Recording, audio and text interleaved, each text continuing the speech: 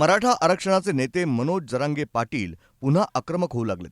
एकीकडं 8 जून रोजी त्यांच्या होणाऱ्या सभेची तयारी जोरात सुरू आहे. ही सभा विश्वविक्रमी करण्यात येणार आहे. त्याचवेळी विरोधकांना घेरण्याची तयारी मनोज जरांगे करतायत.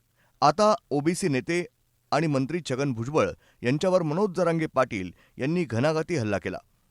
नाशिकच्या लोकसभा निवडणुकीतून माघार घेतल्याचा निर्णय घेतल्यानंतर मनोज जरांगे पाटील पुण्यातील सभेमध्ये भोर इथं भुजबळ यांना त्यांनी घेरलं.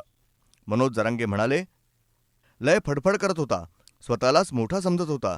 आता कुठे गेला काय माहीत, दिसत नाही अजून, बर्फात जाऊन झोपला काय हिमालयात, असं म्हणत जरांगे पुन्हा एकदा छगन भुजबळ असं म्हणत जरांगे यांनी पुन्हा एकदा छगन भुजबळांवर निशाणा साधलाय.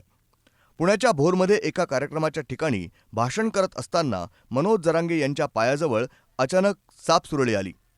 त्यानंतर याचा आधार घेत येवल्यावरून आली की काय असं म्हणत त्यांनी निशाणा साधला. ब्युरो रिपोर्ट, न्यूज डेस्क, महानगराची लाईफलाईन, मेट्रो न्यूज.